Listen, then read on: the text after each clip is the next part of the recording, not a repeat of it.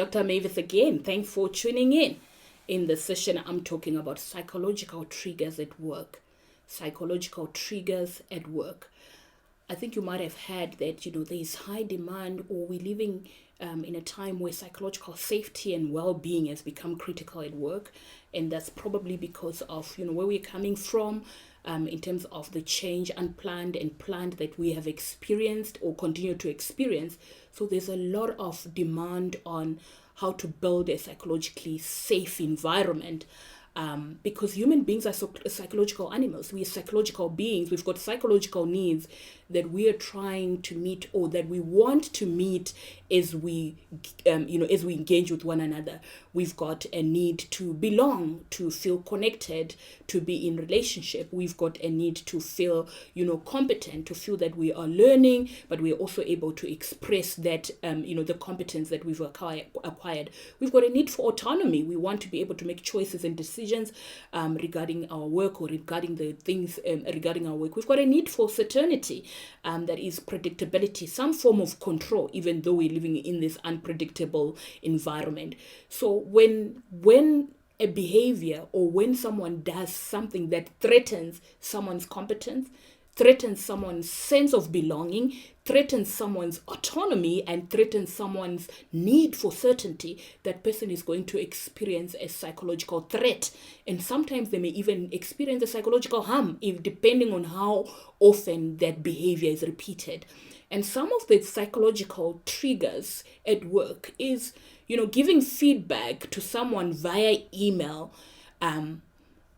that might be perceived as negative. So you're giving feedback to someone, and you are actually CCing everyone. You're CCing everyone, where you actually could possibly just send an email to that particular person alone and give them the feedback. So a lot of the times people make the mistake of CCing everyone on feedback.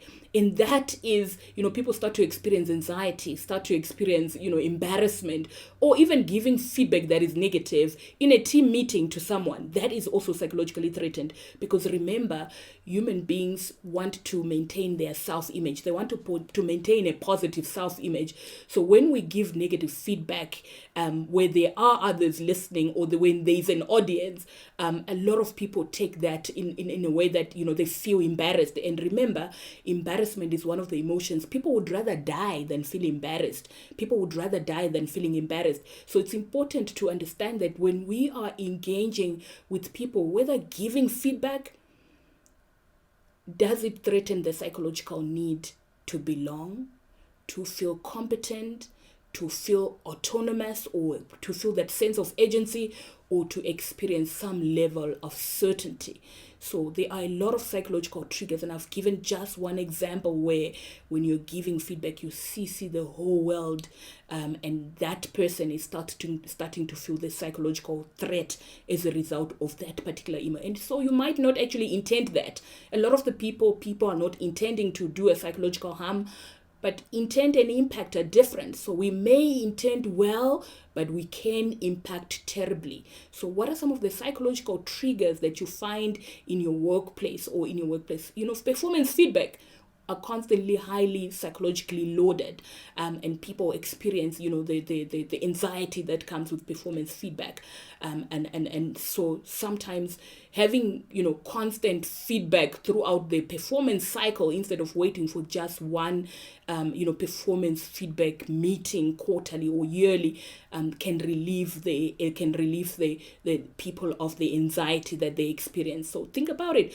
What are some of the psychological triggers in your workplace, and what psychological needs are they threatening, such that people are experiencing, if any, anxiety or fear, or the sense of I don't belong in this place? Thanks for tuning in again.